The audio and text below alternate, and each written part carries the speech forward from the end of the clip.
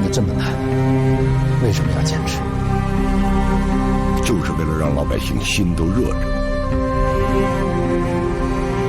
咱们这个职业跟其他职业不一样，都是拿命拼出来的。我当警察为了什么？不就是为了能破案吗？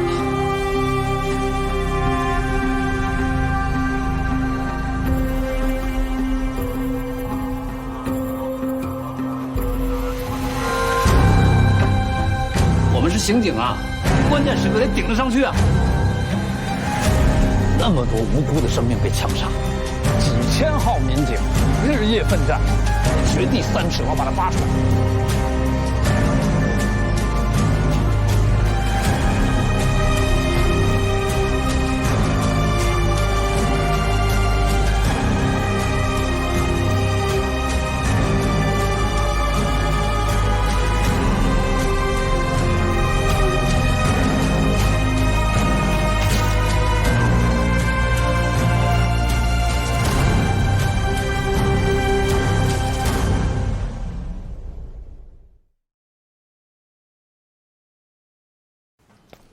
肯定是李天干的，而且朱梅梅肯定已经死了，装在编织袋里埋在了土里，很有可能是出城的那条路线。我同意。这个基本可以确定。程队，现在基本情况已经确定了，他的反应是在编织袋上，没有编织袋能装得下1.74米的女孩，所以肯定有碎尸。如果有碎尸的话，那床上就会有血迹，所以他才把床垫给剪了。海平，你再问问他，是不是早就知道朱梅梅会出事儿？看他有没有预谋，是预谋，还是激情犯罪？嗯。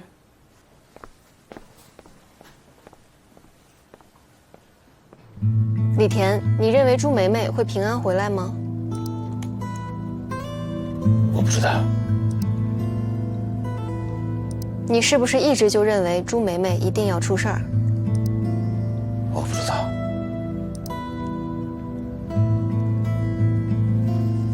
高队、程队，从数据上来看，李田应该是有预谋的，而且我们前期也调查过他的出城记录，一来一去特别快。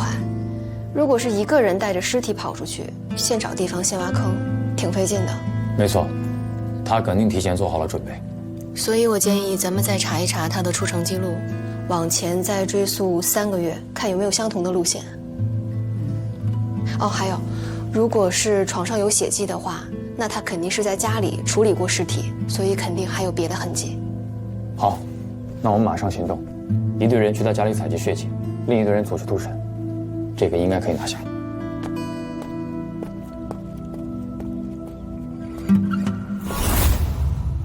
来说说吧，有什么想说的？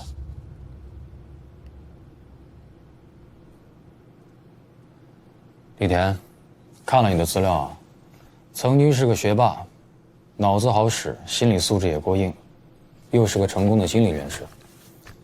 想必你对法律条文都非常清楚，不用我多说。我们今天把你带进审讯室，给你戴上手铐，你应该明白，我们不会随便这么做的。是我干的，记录程队长吧，我记了你的名字。谢谢你们对我这么客气，是我干的。不客气，继续说。我就不应该招惹那个人，没那个本事，就不该招惹这个事儿。我有家庭，儿子聪明，老婆贤惠，好的工作，好的生活。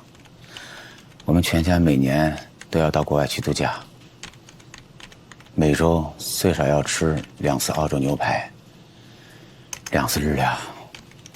可是男人不吃亏，就永远不会后悔。这个话题咱们先不讨论啊，说案子。好好的家，说毁就毁了，我真是晕了头。离了婚，我把所有的财产跟孩子全部都给了前妻。其实离婚当天我就已经后悔了，其实应该说，离婚之前我就已经后悔了，可是我就是破罐子破摔，我想甩我也甩不掉。天天吵，天天吵，我实在受不了了。我就想去挖一个坑。1个月前，我就沿着这条路线找了个地方，挖了一个坑回来。回来后，突然有一天，又爆发了争吵，我就一不做二不休，把他给勒死了，然后把他的腿给割掉，装到编织袋里，又运出去，到了地方，把他埋了就回来了。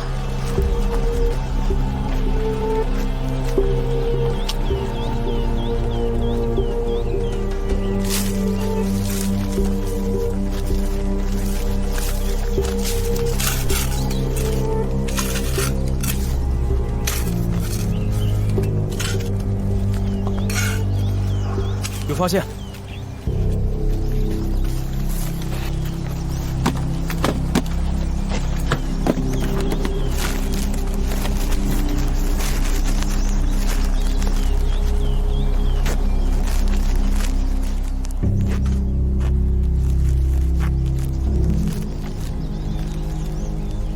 带走。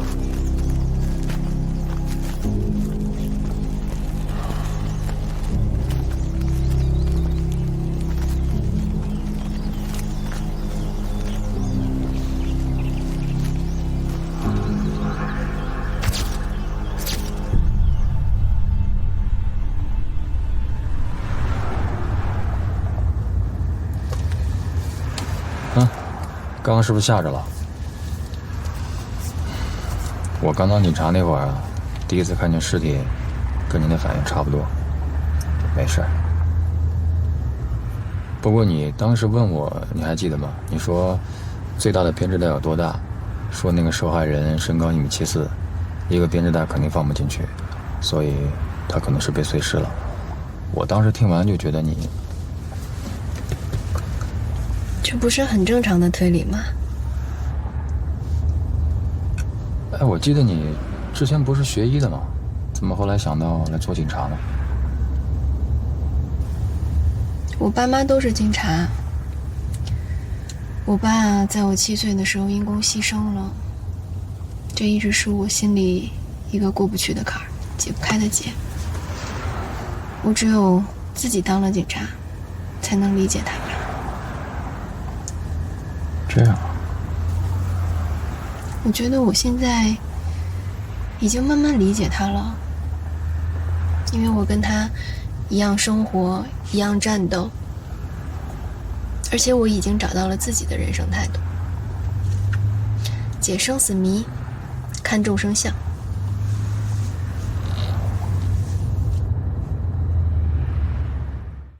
哎，疼！忍点儿，疼就退。哎，疼！忍着。哎，你是不是把这平时积累的怨气都借机会还给我了？我这好不容易得个机会，那不得有仇报仇，有怨报怨啊！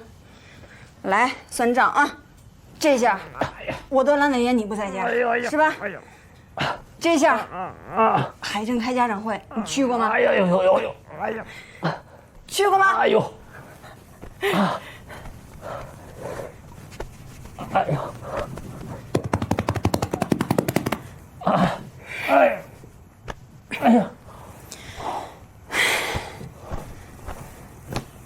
起来试试。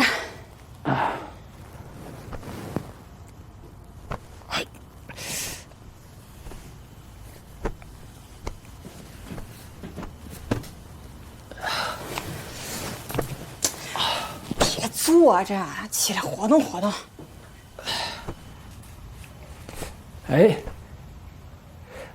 还真好多了。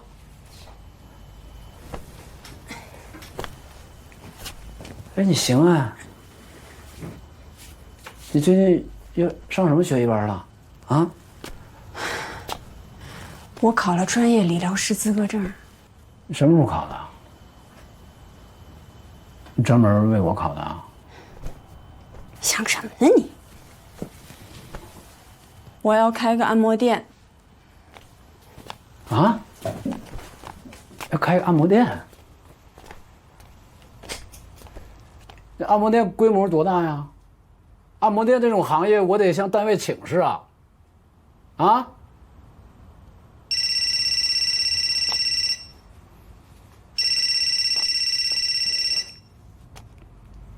喂，老金。秦总，材料我放您桌子上了啊。啊。哦，对了，清江的爆炸案要总结奖励，庄总说想请您给个意见。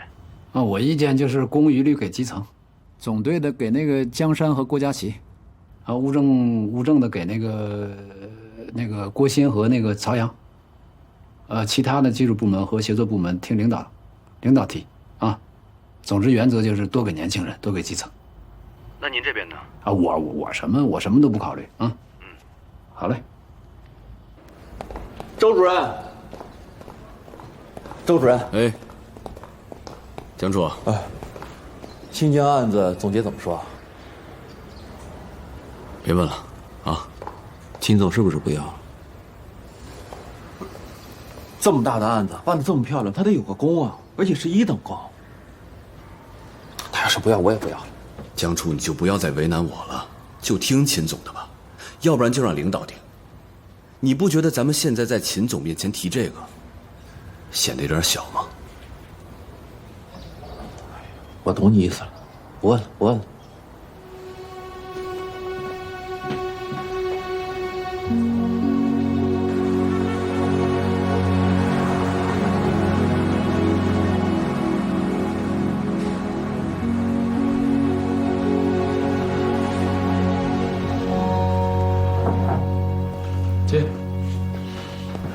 秦总，清江109爆炸案法院审理完毕了，这些是相关的材料。哦，这个案子审结了。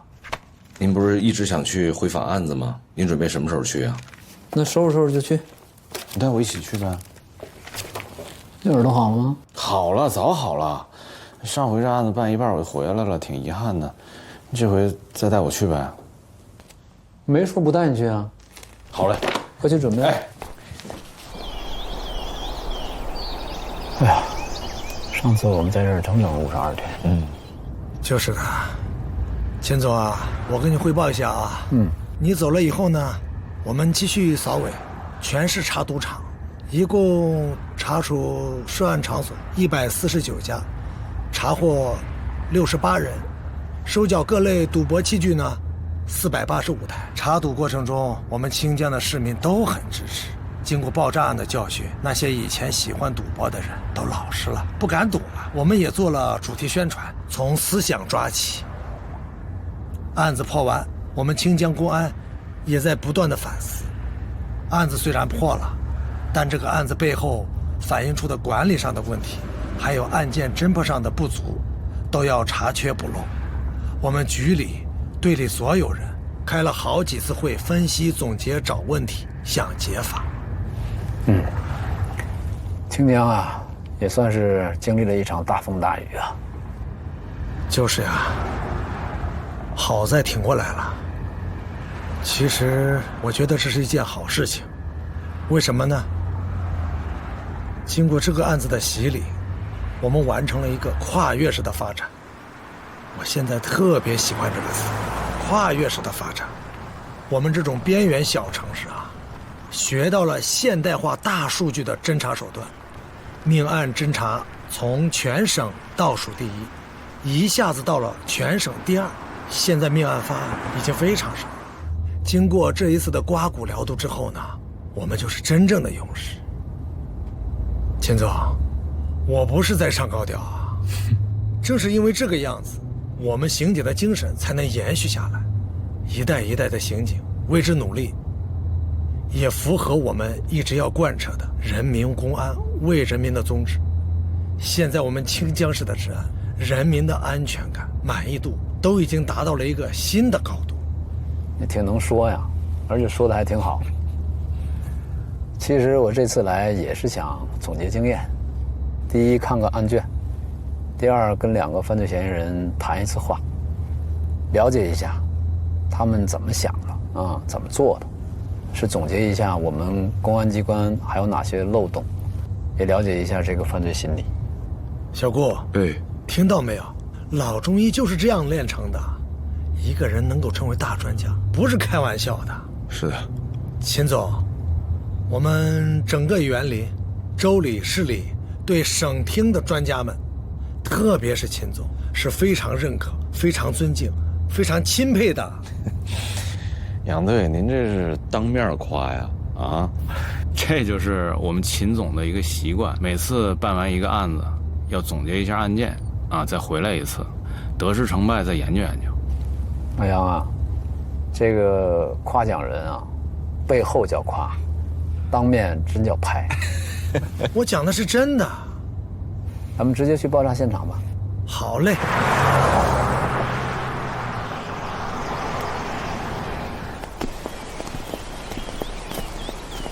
新铺的路啊？是啊。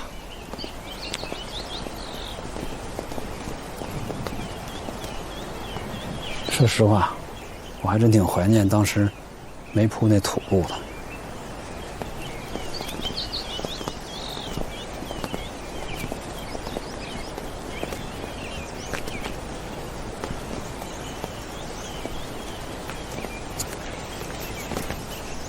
你们把爆炸的地方都填平了。是啊，周边的草都长出来了。好山好水啊，怎么会发生这么恶性的事件？这个案件破了以后，这个地方我又来过好几次，但是每一次来，这个感悟都是不一样的。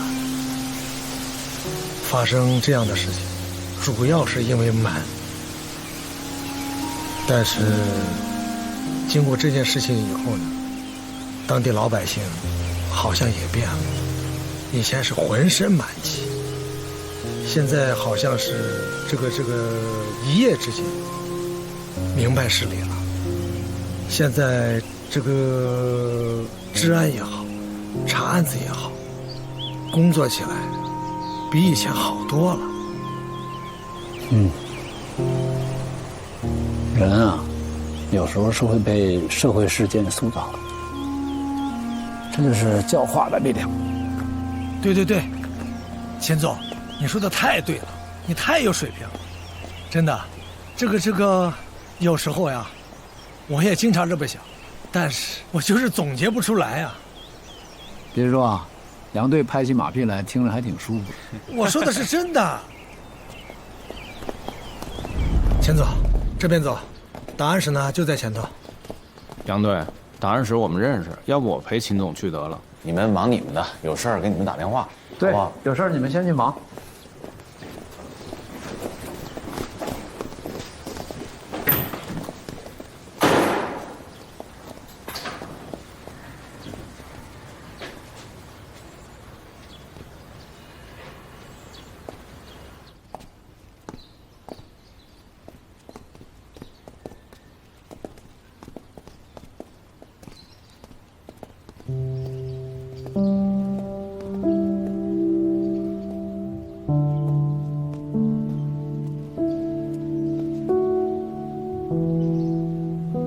钱总，这个18年了，5条人命，这个事情就像压在我们心里的那块大石头。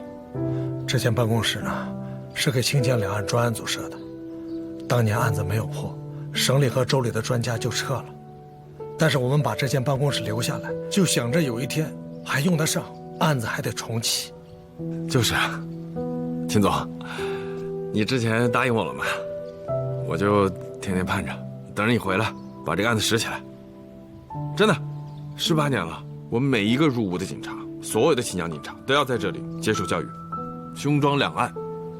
你看，爆炸案那么难的案子我们都破了，这个案子是不是也让他见下天日啊？秦总。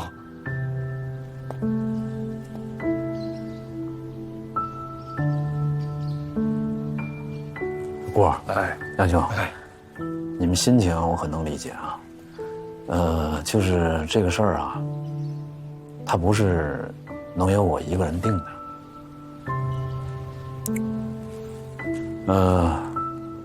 我明天跟领导商量商量，好吧，好吧，好的，好嘞，好嘞，好嘞，秦总。好嘞，好嘞，厅里有厅里的规定嘛，理解理解啊。要不这样吧，秦总，你看上一次爆炸案时间太紧张，你们没有时间来看一下我们清江。走，咱们现在领你们去看一看，看一下我们清江。走，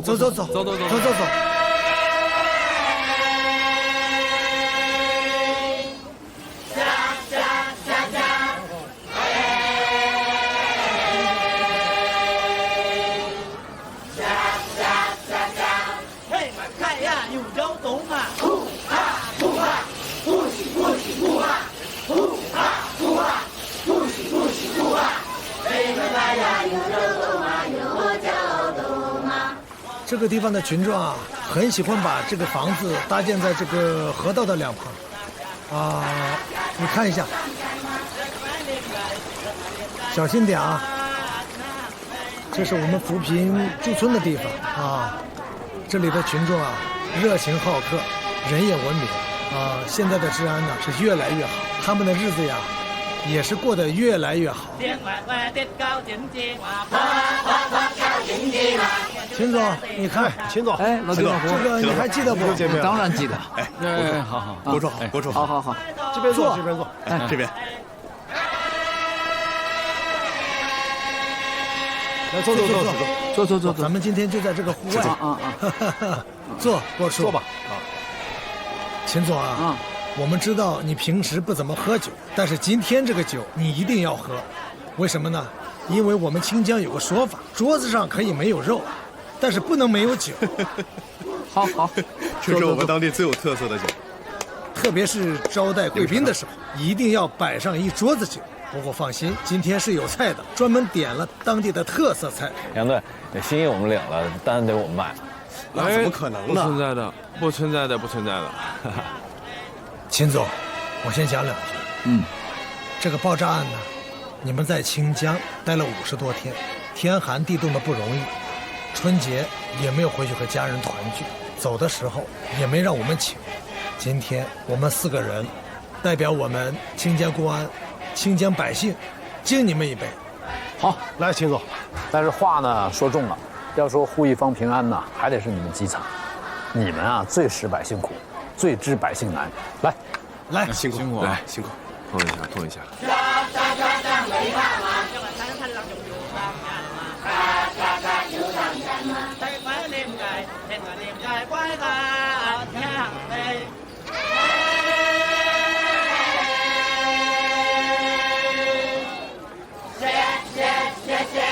门来敲马，酒馆赛马，都没盖那熄灭灯，100年来。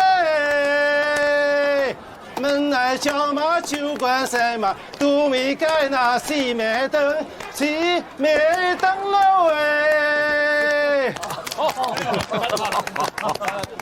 来，唱的不好啊！老金是我们4个当中唱的最好的。哎，就是的。哎，见笑了。秦总，吃菜。哎，杨队，坐。那个，咱们今天意思到了，差不多就得了。明天秦总我们还回培兴呢。啊，你们明天就走啊？什么时候回来的？怎么我们还没走呢，就舍不得了？哎，不是不舍得，我是真不想让你们走。秦总，你这个人说话我爱听，没有那么多弯弯绕。我也说几句我的心里话。上一次你们走的时候，我白天盼，晚上盼，就盼着上头重启这个清江两岸。这次终于把你们盼来了，可是这个清江两岸还是没有下文。小郭，秦总不是讲了吗？回去跟领导商量。那领导们万一要是不同意呢？这个事情又搁下了18年了。再放下去，这个案子还能见天日吗？顾头有点喝多了。没喝多，你坐下，吗？哎，你们不也是这样想的吗？老金、老胡，还有你杨队，你们不敢说的话，我敢说，我大不了不干了。秦总，不好意思啊，我给你汇报个情况，那个14岁的那个女孩子邱欢欢，是我本人的同班同学。我为什么要当警察？为什么要当刑警？他们清楚得很。这个案子要是破不了，我说实话，还当什么警察啊？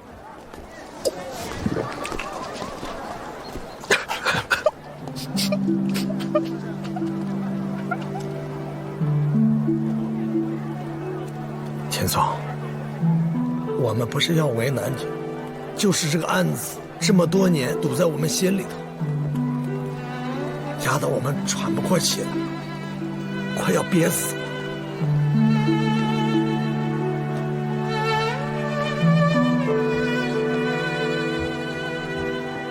小郭，小郭，来坐过来。喝多了，喝多了，坐上。对不起啊，邢总，我真的是对不起。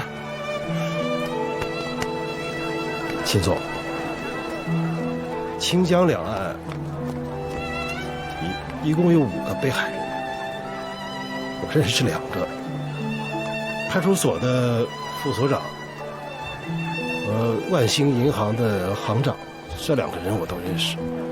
副所长啊，姓齐，叫齐焕生，这个人他喜欢打球，那平时没事的时候，我们就约上我们打个几场。出事的那天晚上，我们还碰见了。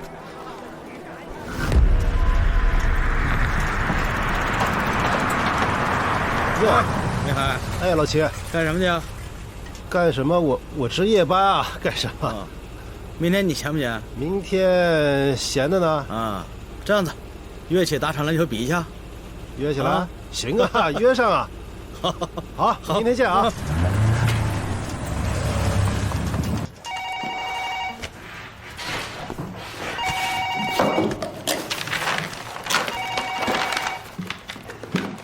哎，哪位？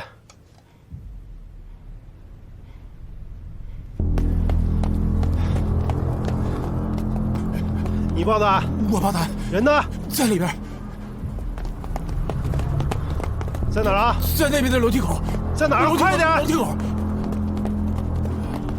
这里啊！哎，就这儿，楼梯间。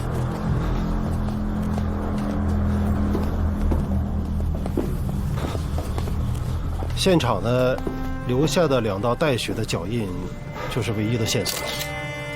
根据这个脚印啊，我们判断，犯罪嫌疑人应该是2个人。那齐副所长身上的手机啊、钱包啊这些财物都还在，只有枪了。那作案的目的很明显的就是冲着枪来的。那如果枪落在这个穷凶极恶的歹徒手里，就不知道会发生什么样的事情。所以当时我们就抓紧时间部署全市的安保工作，尤其是银行。邱校长，哦，小金来了啊！来，坐。啊，不坐。那个齐副所长的事你听说了吧？哎呀，听说了。来就是告诉你，安保工作一定要上点心。现在呢，咱们全市的金融机构有一个算一个，都要打起12分的精神。出了事，我们谁都负不起这个责任。知道了，等一下我就叫大家开个会啊！哎，这些天见你们各个银行都在跑，你们也是辛苦了。哎，没事，你们也要注意自己的安全。我知道，抓紧时间办啊！啊，好，我走了。哎，我送你，不用送，啊，不用。枪找到了？金哥，我看你是累傻了，找了1个多月了，有什么线索？去哪里找啊？这枪？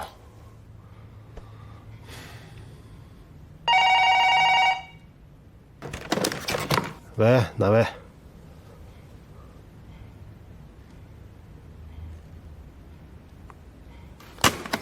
平山医院家属楼出事了。你发现这里多久了？啊，我市局的啊，什么情况？我是平山派出所的。这位先生报的案，说来找屋主，没人答应，但是里面有大量的煤气，我们的人在加紧开锁。你不是那个，万兴银行的副行长吗？是吗？是我报的案。金哥，你们看那边是什么？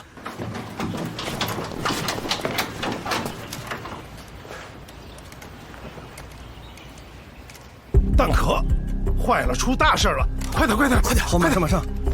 好，快！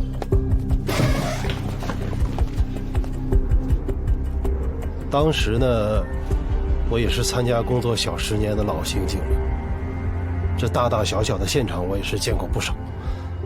可是邱行长家那个现场，那太惨了，到现在我想起来，都还是毛骨悚然的。除了邱行长的一家3口，现场呢还有一名死者，是邱行长媳妇的同事，叫陈小兰。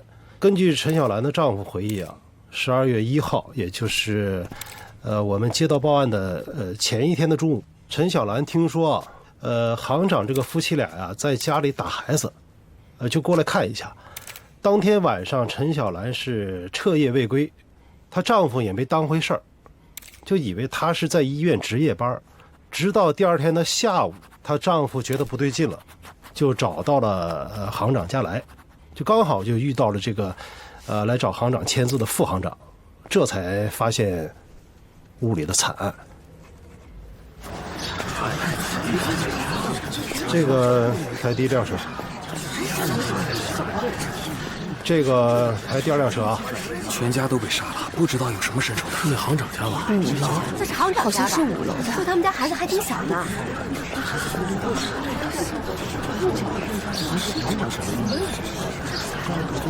叔叔，发生什么事了？干什么？这谁家的小孩？不要在这看热闹啊！回家去。那是邱欢欢吗？你认识他？现场呢，一共开了3枪，找到2个弹壳，3个弹头。鉴定结果出来没有？出来了，就是齐副所长丢的配枪，而且呢，现场的足迹也是跟录像厅是一样的。我觉得吧，这2个案子可以并案了。我要进去！哎，让我进去！哎，不能进，干什么的？不能进啊！出去！你这个小孩子怎么又来了？这不是你来的地方啊！走。凶手呢？抓到没有？哎，你是谁呀？你管我是谁？我就问你，凶手抓到没有？小子，回家去，没必要跟你说。草包！说什么呢？你再说一遍。啊，杨队，没事啊。这个是邱欢欢的同学。谢谢了啊。好。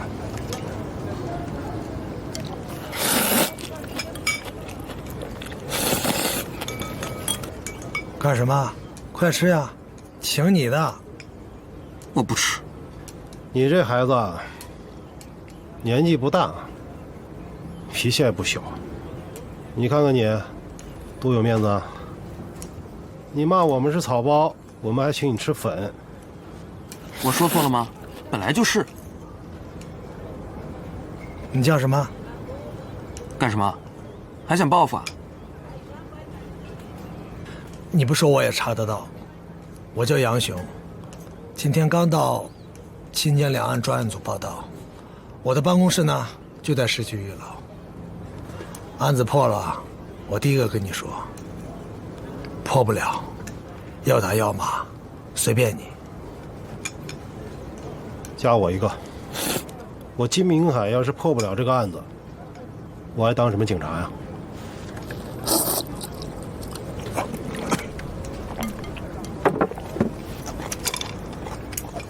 两岸案发以后呢，上级领导有批示，这案子要限期破。省厅呢就决定挂牌督办，列为1999年的1号大案。我们州里呢，蒋局长亲自坐镇专案组，就决心很大，提出要15天破案。省厅当时也派了专家过来，武英德老师和曹忠树老师，还有这个物证中心的雷主任啊，也都来了。当时我跟杨雄就以为这个案子就很快就能破了。由于齐副所长和邱行长的身份特殊，社会关系复杂，在案件的定性上，这这个专案组是陷入了巨大的争议，是侵财呢，还是报复？尽管武英德老师给出了侵财的结论，但犯罪嫌疑人作案手段之凶残，这又让人无法相信。最后啊，专家们一致认定，这个4连指的指纹就是这个案子的突破口。为了这枚指纹，我们专案组不知道是花了多少的心血，不光是我们中长省，几乎全国都跑遍了。在案发的头5年，1年我们差不多每个人呢，都有6个月的时间都在外边出差。不光是专案组，但凡是清江的警察，只要外出，一定会自觉地带上比对指纹的任务。还有这个犯罪嫌疑人留下的鞋底花纹，这是走到哪里就带到哪里。嘉诚所有的作坊都跑遍了，还有这个云城、西城，但凡是有一定规模的鞋类集散地，工厂啊、鞋厂啊比较集中的地方，都跑遍了。这是鞋底的花纹哦，2边。反正呢，这个样品呢就是这么多了。找的话嘛，那么你们就自己找好了呀，啊，反正就这么多。好啊，好谢谢了啊。哎，没有，你们自己找好了。我找这边，这边。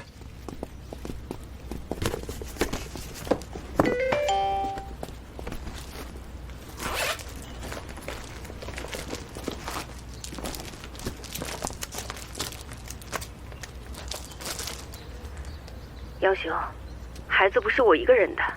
生病你不管，上学你不管，现在孩子都不知道爸爸是不是和妈妈离婚了，大半年都不回家。我知道你是警察，但是不要忘了你也是孩子的爸爸。今天是孩子的生日。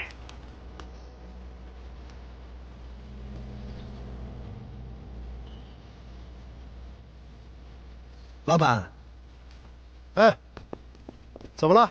是不是找到了？这个鞋多少钱？给孩子买鞋是吧？想孩子了。你孩子穿多大码的呀？哎，这双鞋挺好看的吧？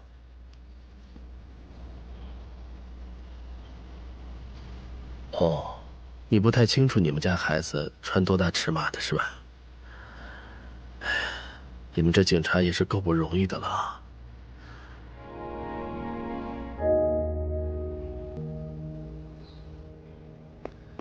蒋局长，局长你怎么来了啊？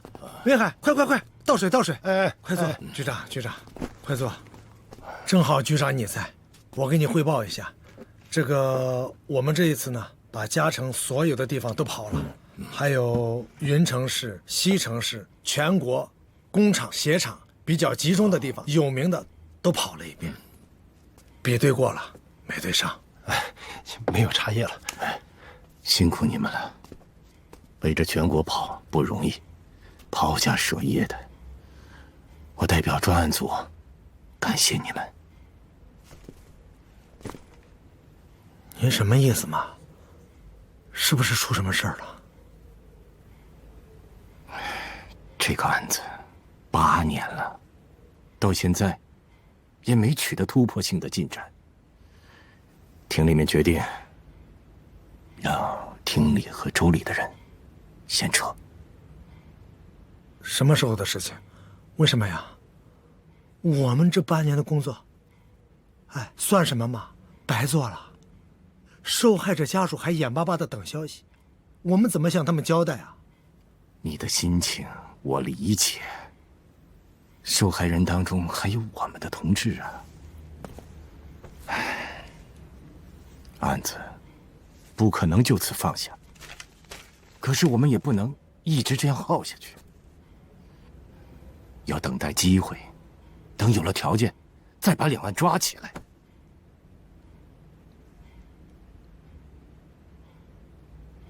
杨队，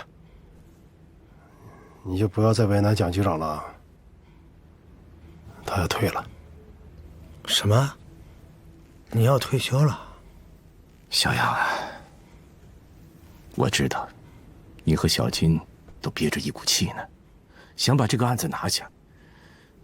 但是条件有限呢，我们也得认清现实。小杨，你在这里守了8年，付出了很多。组织上决定，让你一起回州去。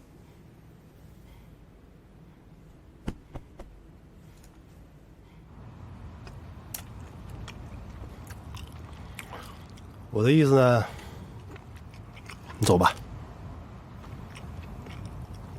不要在清江把自己给耽误了。你有老婆，你还有孩子，你不能把这个日子过得只剩下这个案子了，对吧？